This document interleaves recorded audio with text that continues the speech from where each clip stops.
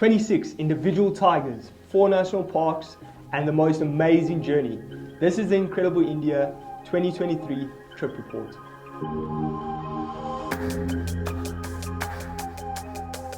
Hello everyone, so my name is Mike Appalsamy and I recently returned from hosting the Incredible India tour with Johan van Sail, where we ended up spending a total of 14 nights on safari out in India.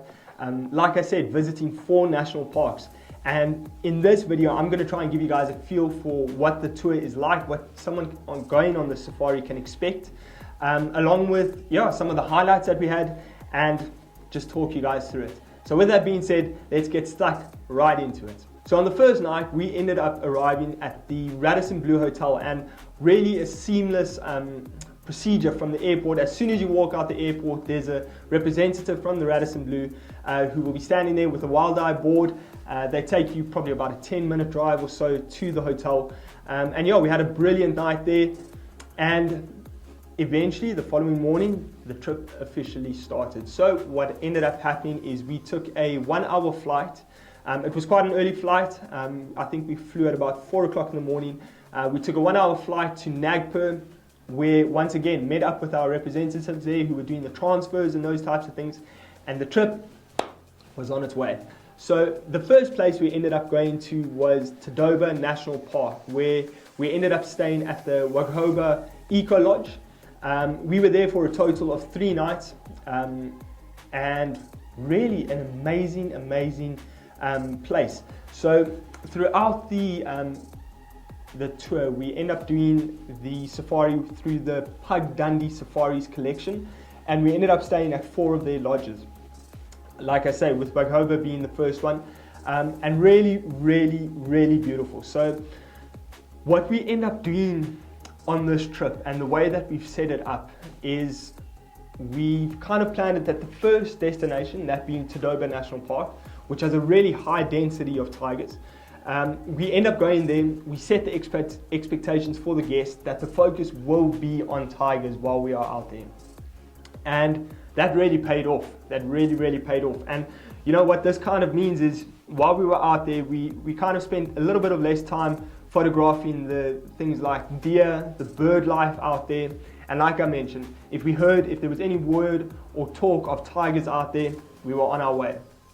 Now, the reason that we do this is because, you kind of just want to get that tiger fever out of the way.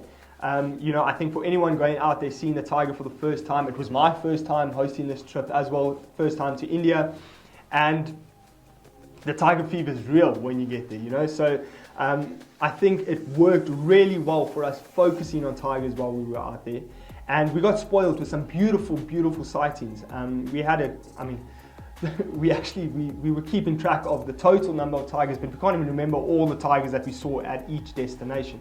But Tadoba really gave us some great sightings, and we thoroughly enjoyed ourselves. Another thing that is very important when you do go to India and you go there specifically on safari is to set the expectations of the guests.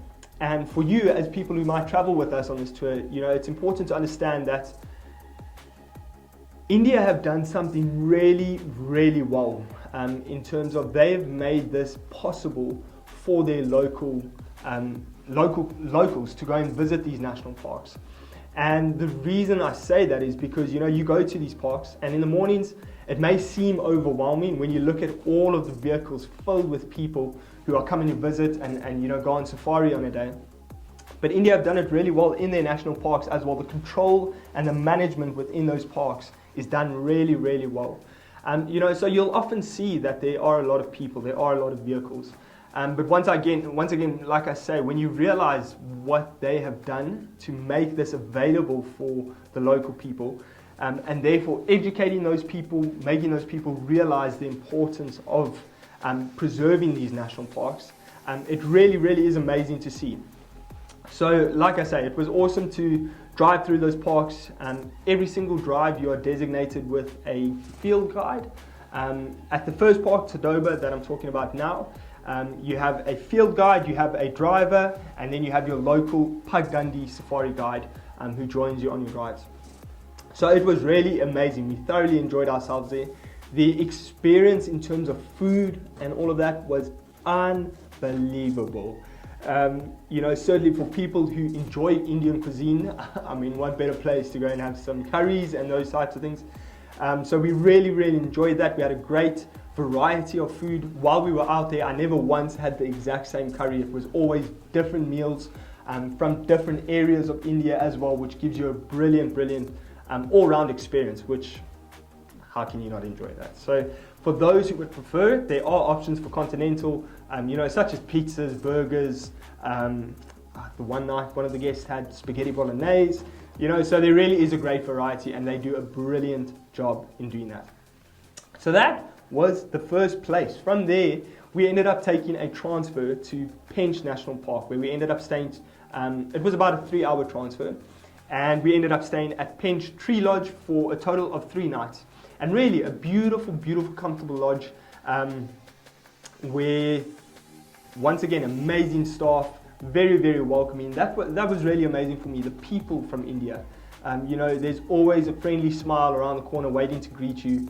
And the service was really at a brilliant top level. Your rooms are extremely comfortable. Your service once you get to the dining room, all of those things, top notch. And we loved it. So, like I mentioned to you, the first destination we ended up going to, Tadoba, the focus was tigers. And when we ended up coming over to Pench, as well as the following national park, Kana, which I'll get to shortly, we ended up shifting our focus to some of the other things that the jungles have to offer.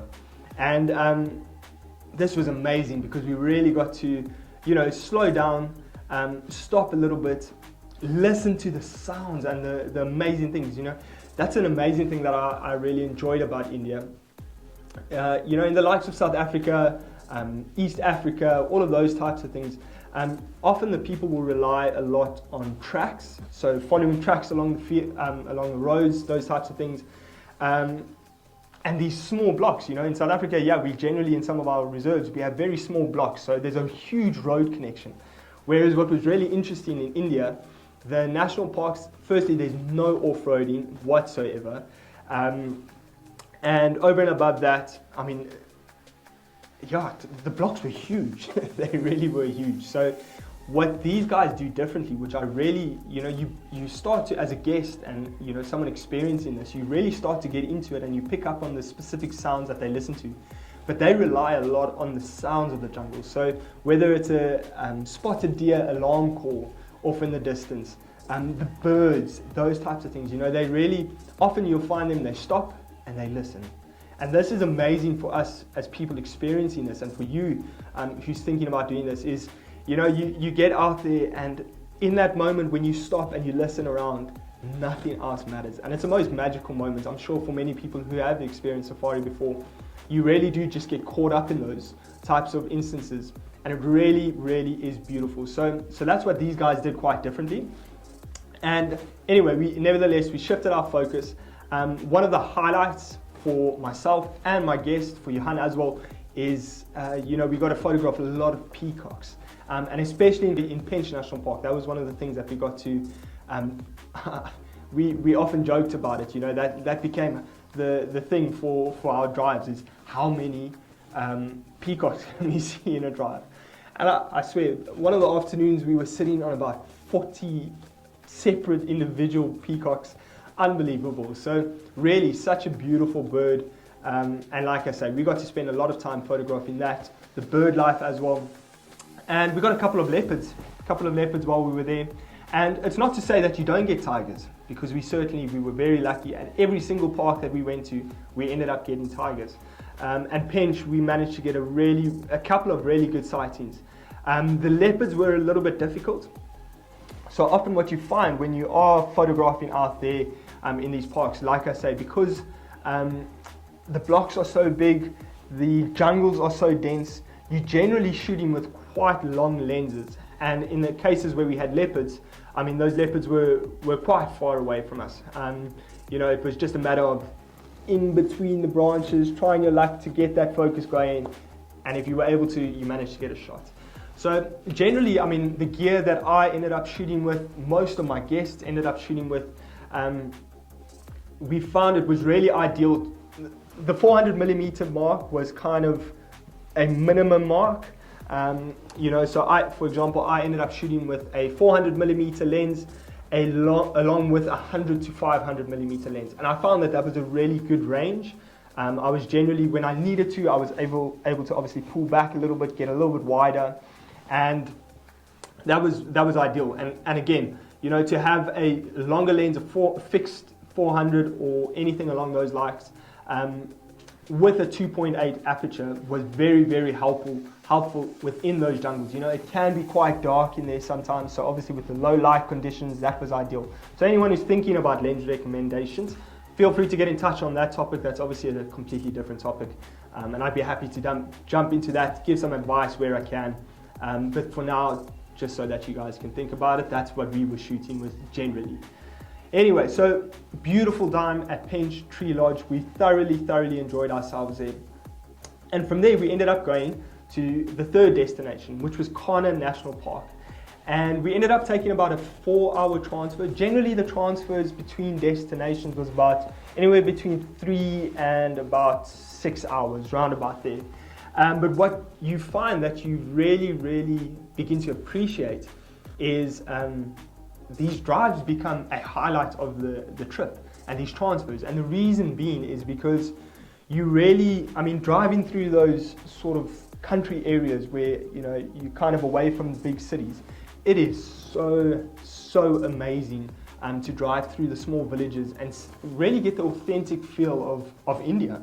And that like I say, that very quickly became a highlight for us. Whether it was driving along those transfers and stopping at the petrol stations, and walking through the shops, seeing the different flavors of whatever, chips, sweets. The one day we spent like 10-15 minutes walking through the garage or the petrol station and the shop, and everyone was like little kids, so we enjoyed that. And over and above that, driving through the villages, the markets, it's amazing to see the culture. And at the end of the day, it gives you time to reflect. And I think we can all agree that we're very fortunate to where we are. And I had plenty of conversations with my guests about how amazing it is to see how happy these people are with so little. But it really is an amazing experience, and it really does add to the entire safari. So we then arrived at Kana Earth Lodge, beautiful lodge, very simple, comfortable feed or rooms and those types of things. One thing that's worth mentioning, India does get hot. It really does get hot. And this time of the year that we end up hosting this trip, usually the sort of April time, it's just before the extremely hot season. So generally we were sitting on temperatures of about between 40 and 45 degrees Celsius. But how do I say it? From Wild Eye, we do provide some nice hats, some nice kukkois that you can pull over yourselves. So there is protection from the sun. The vehicles are open vehicles, so it does get hot out there. But nevertheless, what Pug Dundee at all of their lodges and within their collection, what they do really nicely, all of the rooms are equipped with aircon. So you're guaranteed to have a good night's rest, and your room often becomes your favorite place to be. Not your favorite place to be, but you know what I mean. It is good to be in those cool rooms. So thoroughly enjoyed ourselves at Kana Earth Lodge. Again, every single destination you go to, the food, the people, all of that stuff is just so amazing. We really enjoyed ourselves. Now, once again, within the entire trip,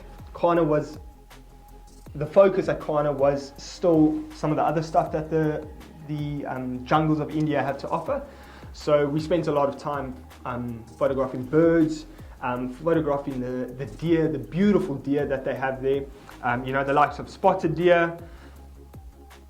The names have gone blank on me now. I'm gonna have to remind you guys of those other names. But yeah, plenty of deer, and we had a great tiger sighting while we were out there. A beautiful female. It was such a great afternoon. I spoke to you guys previously about the sounds and listening to the sounds, and it was so amazing to see our two vehicles working together. Where one of them would go off a little bit and one of our guys would stay back, and just constantly listening to the sounds and the alarm calls that we were hearing. And when you can slowly but surely hear those alarm calls coming closer, you're onto something.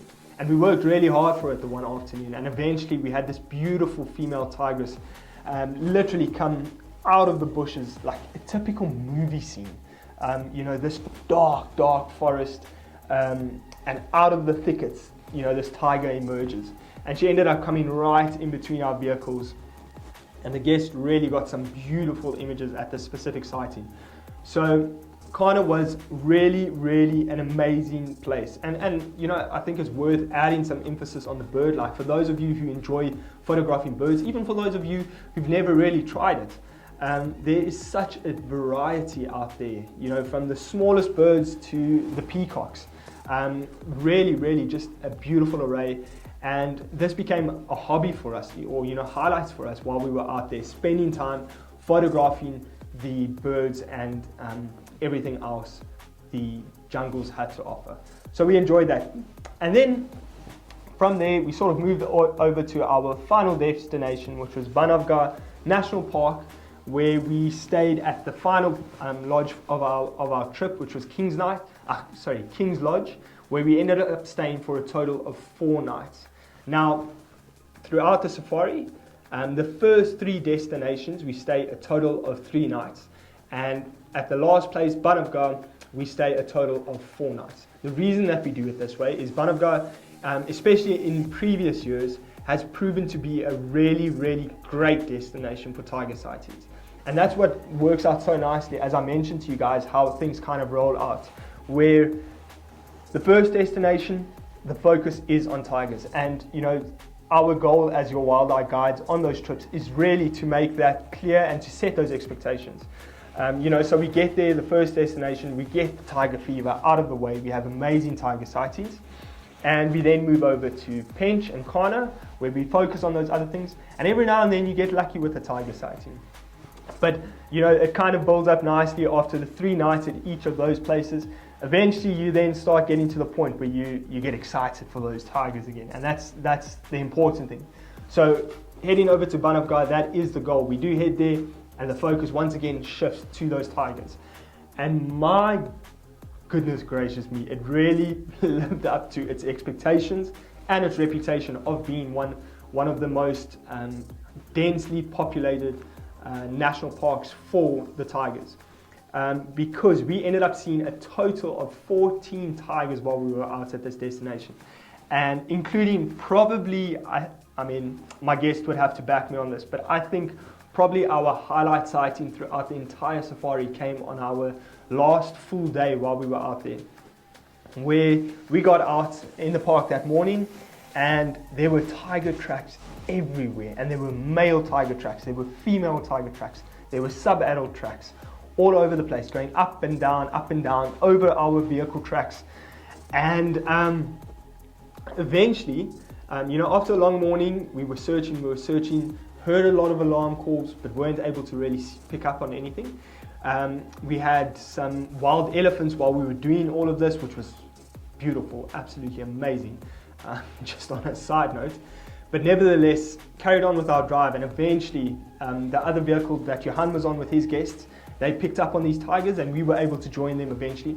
And we got to a waterhole where we had a total, at first we had a total of 4 tigers, all literally within one frame. Such a beautiful sighting, such an adrenaline-filled experience. And there were 4 tigers within this waterhole. We had an adult female, obviously the mother, of 3 sub-adults. And it was mind-blowing to see all of these tigers. Seeing one tiger on its own is enough to get your heart racing. It's enough to get those cameras shooting. But when you end up seeing 4 of them together, and to top that all off, right towards the end of the sighting, we had this beautiful, huge male come over the water, or sort of the dam wall, and ended up standing right on top there. It was such a typical, Lion King scene in India type of thing. Tiger King scene, whatever you want to call it. And beautiful. I mean, this male came and stood up here over these females, and eventually came down to the water source, and there were beautiful interactions. long story short, the way I understood it from our guide is he was basically the half brother. So the sub-adults had the same father as this male. And we got to see these beautiful interactions between them. And at one point, we literally had 5 tigers in the water. It was unbelievable, such a special sighting.